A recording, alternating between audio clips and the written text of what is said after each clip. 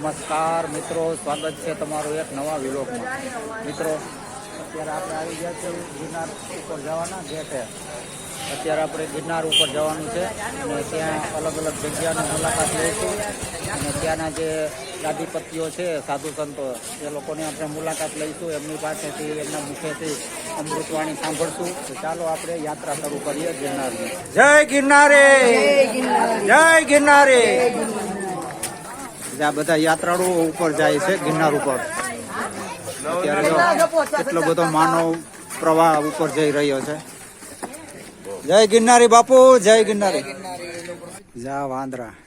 ગિરનાર ઉપર ચડીએ ને ત્યારે રસ્તામાં કેટલા બધા વાંદરો આવે. જ્યાં જ્યાં રસ્તામાં દુકાનો હોય ત્યાં કોઈ ના કોઈ એને ખાવાનું આપે. બિસ્કીટ છે, ચણા છે, આ તે કોઈ પણ ખાવાની વસ્તુ આપે તો આ લોકો ખાય અને મોજ કરે. કોઈ યાત્રાળુએ જો આ વાંદરાઓને ખાવાનું આપ્યું છે એટલે વાંદરાઓ ખાય છે. આ એનું બચ્ચું જો નાનું એવું. જ્યાં રોપવે આવે મિત્રો, આ રોપવેમાં લોકો ઉપર જાય છે વગર મહેનતે. પરસેવો વળે જ નહીં જરાય. મિત્રો, અત્યારે આ ગિરનાર ઉપર ચડીએ છીએ અને લગભગ 3000 પગથિયા જેવું ઉપર ચડ્યા છે. હજી ઉપર ઘણું ચડવાનું બાકી છે. અને આ જે દેખાય છે નીચે એ ભવનાથની તળેટી છે આખી. જ્યાં આ નીચે દેખાય છે એ ભવનાથ. આ જે મકાન બધા દેખાય એ ભવનાથની તળેટી છે. આ બધું, આ જે બધા મકાન દેખાય એ બધો ભવનાથ તળેટીનો જ ભાગ. અને એની પાછળ જે આ બધા ડુંગર દેખાય એ ગિરનારનો જ એક ભાગ છે. અને આ બાજુમાં રહ્યા આ બધો ગિરનારનો જ ભાગ છે. આ બધા ગિરનારના જ ડુંગર કહેવાય છે. અને આ ડુંગર ઉપર જે બહુ છેટે જો એક સફેદ મકાન દેખાય છે ને એ ઉપલા દાતાર છે. દાતાર બે છે, એક નીચે દાતાર છે નીચેના અને ઉપલા દાતાર. આ ઉપર જે સફેદ મકાન દેખાય ને એ ઉપલા દાતાર કહેવાય. એને એ જગ્યાનું બહુ મહત્વ છે. ત્યાં લોકો બહુ દર્શન કરવા જાય. આ ભવનાથ તળેટી. મિત્રો, આ છે રાણક દેવીનો થાપો. જ્યાં આ શિલાઓ રહી ને એ આ શિલામાં રાણક દેવીનો થાપો છે. જ્યાં દેખાય ને અત્યારે એ રાણક દેવીનો થાપો છે. જ્યાં આ રાણક દેવીએ થાપો મારેલો એટલે આ શિલા નીચે પડતી અટકી ગઈ હતી. આ શિલાનો ઇતિહાસ એવો, ગિરનારને એમ કીધું કે રા જેવો રામ મરાણો અને તું શું અડીખમ ઊભો છો. ત્યારે ગિરનાર ખડભર્યો અને આ બધી શિલાઓ નીચે પડવા માંડી એક પછી એક. ત્યારે રાણક દેવીને એમ થયું કે આ શિલાઓ જો બધી નીચે પડશે તો ગિરનાર આખો નીચે આવી જાય અને જૂનાગઢ આખું દબાઈ જાય. એટલે રાણક દેવીએ જ આ થાપો મારી દીધો એટલે આ શિલા છે એને અટકી ગઈ છે. આ રાણક દેવીનો થાપો. આ શિલા પડતી અટકી ગઈ છે. આપણને એમ લાગે કે આ શિલાઓ હમણાં પડશે, પણ આ કેટલા વર્ષો પહેલાની એમનેમ છે જ આ લબડતી હજુ એમનેમ છે એની સ્થિતિમાં. આ સતના આધારે જે બધી શિલાઓ અટકેલી છે. આ છે રાજા ગોપીચંદ અને ભરથરીની ગુફા. આ રાજા ગોપીચંદ અને ભરથરીની ગુફા છે. પણ અત્યારે અહીંયા તાળું મારેલું છે. અહીંના કોઈ સાધુ સંત ક્યાંક બહાર ગયા છે એટલે તાળું છે. હવે આપણે જો જૈન દેરાસર આવી ગયા છે. આ બધા જૈન દેરાસરો જો. આ છે સેવાદાસ આશ્રમ. આપણે સેવાદાસ આશ્રમમાં આવી ગયા છે. આ સેવાદાસ આશ્રમના મકાન છે. આ છે રામજી મંદિર, સામે દેખાય રામજી મંદિર છે. આ સેવાદાસ આશ્રમનું મંદિર છે અને અંદર બિરાજમાન છે રામ, લક્ષ્મણ અને સીતાજી. આ છે સીતાવન. આ સીતાવનનું મંદિર છે. જ્યારે રામ, લક્ષ્મણ અને સીતાને 14 વર્ષનો વનવાસ થયો હતો એ વખતે વનવાસ દરમિયાન રામ, લક્ષ્મણ અને સીતા અહીંયા ફરતા ફરતા આવ્યા હતા અને સીતાજીએ આ જગ્યાએ સ્નાન કર્યું હતું એટલે આ જગ્યાનું નામ સીતાવન પડ્યું.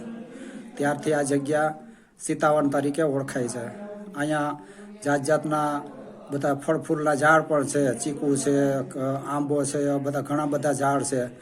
અહીંયા અન્નછત્ર હાલે છે કાયમિકને માટે. જ્યાં અહીંયા ગમે ત્યારે યાત્રાળુઓ આવે ગમે ત્યારે તો એ લોકોને પ્રસાદ મળે. અહીંયા સેવાદાસ આશ્રમથી થોડાક નીચે આવીએ એટલે આ સીતાવનની જગ્યા આવે.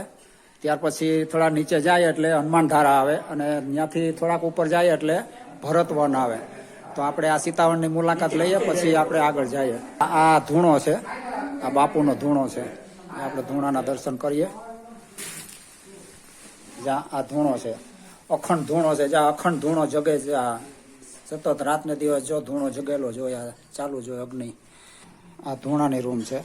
કેમ છો મિત્રો, મજામાં બધા? મજામાં તો વાંધો નહીં. મજામાં હોય તો એને માથે પીડા હોય એટલે. આ તમે બધા આ ગ્રુપ બધો સેવામાં આવ્યા છે કા બધા અત્યારે સેવા હા બરાબર આ બ્લોગ બનાવવા જ આવ્યો છો બ્લોગ બનાવવા જ આવ્યો છો તમે રોટલી બનાવો છો ને હા રોટલી આ બનાવી તમારી રોટલી બનાવેલી મેં ખાધી મસ્ત બનાવી રોટલી તમે હો. એવું હે ને હા હમણાં જો જમ્યો તમારા હાથની બનાવેલી રોટલી મસ્ત બનાવી તમે રોટલી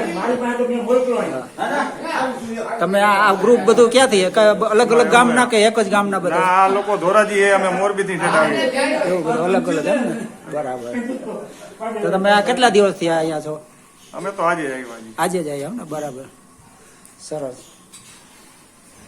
જો મિત્રો આ કેવા છે આ લોકો કેવું સેવાનું સરસ કામ કરે છે ખરેખર ધન્યવાદ દેવા પડે આ લોકોને કે રાતને દિવસ જો અહીંયા રહીને અત્યારે કેટલી ઊંચાઈ ઉપર આવે 2500 પગથિયા. તો પછી આટલી ઊંચાઈએ જો આ લોકો રાતને દિવસ સેવા કરે ખરેખર ધન્યવાદ દેવા પડે આ લોકોને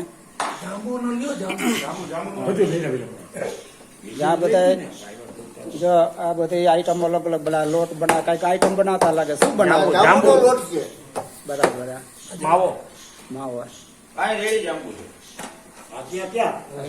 એટલા આ જાંબુ બની ગયા જા આટલા બીજા બનાવે છે વધારાના જા એટલા જાંબુ બની ગયા 80 કિલો જાંબુ બનશે બોલો. હમણાં શિવરાત્રી રહી એટલે બધા ભક્તો યાત્રાળુ બધા અહીંયા વધારે આવે એટલે એ લોકો માટે બધી આ વસ્તુ બનાવવી પડે ને અહીં પ્રસાદ વગરના કોઈ જાતા જ નથી આજે વર્ષોથી આ જગ્યા ઉપર વર્ષોથી અન્નક્ષેત્ર હાલે છે કોઈ દિવસ કોઈ પ્રસાદ વગરના ગયા નથી અહીંથી દરેક જાતની શાક રોટલી દાળ ભાત પછી મીઠાઈ અલગ અલગ જાતની બધાને ગમે ત્યારે કોઈ પણ આવે એ લોકોને જો અહીં પ્રસાદ મળી રહે ભાઈ તમે આ જગ્યા વિશે કોઈ વધારે વિશેષ જાણતા હોય તો માહિતી આપો થોડીક આ જગ્યા વિશે હા મનસુખભાઈ નથી આવો ભાઈ એ ભાઈ ફૂકવા જવું કેટલા વર્ષથી આવો ને શું કાંઈ બોલો ખરા તમે બોલો. 25 વર્ષથી આવી છે બીજા બોલો તમે 25 વર્ષથી 25 વર્ષથી આવી છે સેવા આપવા અન્ન ક્ષેત્રમાં અહીંયા કાંઈ મીઠાઈ જેને ખાવી એને જ આપી છે બાકી ટુકડો જ હાલે છે હરીનો ટુકડો અન્ન ટુકડો રોટલો રોટલી દાળ ભાત શાક બરાબર મીઠાઈ જેને ખાવી હોય ને એક મીઠાઈ આપી બાકી દાળ ભાત શાક રોટલા બરાબર તો આ જગ્યાનું મહત્વ વિશે કઈક બે વાતો કરો તમે જગ્યાના મહત્વ વિશેની ભગવતીદાસ બાપુ આશ્રમ શિષાવન આશ્રમ ભગવતીદાસ બાપુ ગુરુ અત્યારે ભગવતીદાસ બાપુ છે એમ ને? હા, ગાદીપતિ આઈના. ભગવતીદાસ બાપુ બરાબર ગુરુ સંતદાસ બાપુ આ સીતાવન નામ કે એ શેષાવન નામ કેમ પડ્યું આ જગ્યા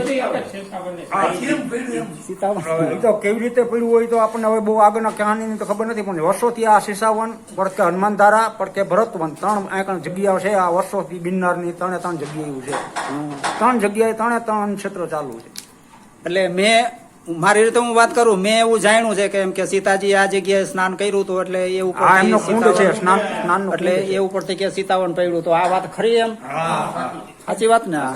નીચે તો- સીતાકુંડ છે નીચે હાવ હજી કુંડનું પાણી તમે આપ્યું હોય કુંડનું પાણી જ છે બરાબર આ સરસ પાણી છે એકદમ મીઠું બાકી કડક ક્યાંય નથી પાણી કિનારા ખાલી. સીતાકુંડનું જ પાણી છે. બહુ કડક પાણી છે સરસ પાણી છે ખાલી પાણી પીવો ને તો તમે ટોપરાનું પાણી ન માગો અરે બહુ મસ્ત પાણી છે આની પહેલા હું ઘણી વાર આવી ગયો હતો ભાઈ બહુ મસ્ત પાણી છે ત્યારે એક બાપુ બીજા હતા ત્યારે આ બાપુ છે ને એ નહોતા ત્યારે આપણે આ ઓમપ્રકાશ બાપુ છે ઓમ પ્રકાશ એટલે આપણે ક્યાંના હતા આપણે ક્યાં રાજસ્થાનના હતા એ બાપુ હા ઈ જ છે એ છે અત્યારે બરાબર ઓમ પ્રકાશ આપડા ઈ જ છે અત્યારે બુઢા થઈ ગયા એમ જામના ગુરુ અત્યારે આવશે હવે એમ ભગવતીદાસ બાપુ બરાબર જ્યાં આ શેષાવન આશ્રમ ગિરનાર જુનાગઢ જ્યાં આશ્રમનું નામ છે આ શાખા છે આશ્રમની વર્ષો પહેલાની આ હા, બહુ જૂની જગ્યા છે જ્યાં આ પેલા આ છાપરું ને એવું નહોતું ઘણા વર્ષ પહેલા આવ્યો ત્યારે છાપરું ને એવું નહોતું ત્યાં પછી જ્યાં છાપરું બનાવ્યું પછી આ જ્યાં ગ્રીલ બનાવી ઘણી બધો સુધારો થયો ત્યાં હમણાં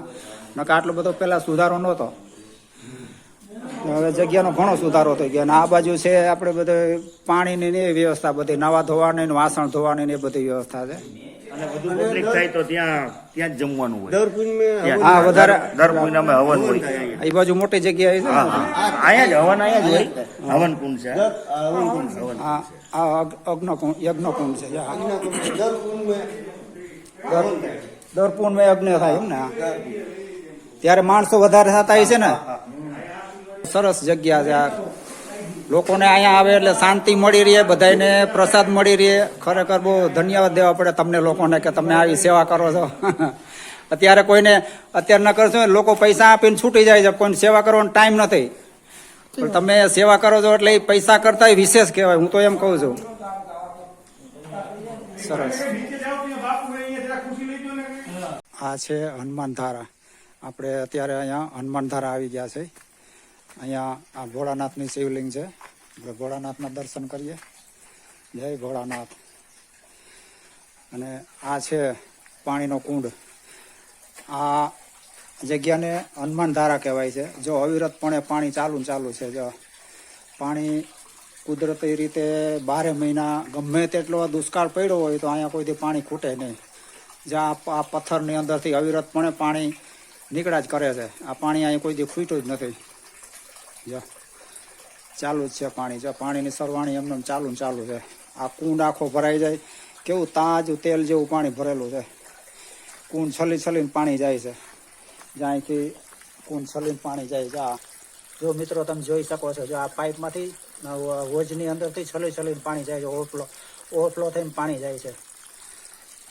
પાણી અહીંયા એવું અમૃત જેવું પાણી છે ને, કોઈથી પાણી ખૂટ્યું જ નથી. જો અહીંયા એવું સરસ અમૃત જેવું પાણી છે ને, ખાલી પાણી પીઓ ને તો આપણે ખાવાની જરૂર ન પડે એવું અમૃત જેવું પાણી છે, કડક અને મીઠું. તમે ખાલી પાણીના 2 ગ્લાસ પી લ્યો ને તો તમારે જમવાની જરૂર ન પડે, ભૂખ મટી જાય. બિસ્લેરીના પાણીને પણ ટક્કર મારે એવું મીઠું પાણી છે. 400-500 વર્ષ પહેલા સંતો એક તપસ્યા કરતા, એ સંતે પાણી પ્રગટ કર્યું હતું પોતાના તપોબળથી. એ પાણી અત્યારે અવિરતપણે એમના આજે 500 વર્ષથી પાણી ચાલુ છે સતત, કોઈ દી ખૂટ્યું જ નથી.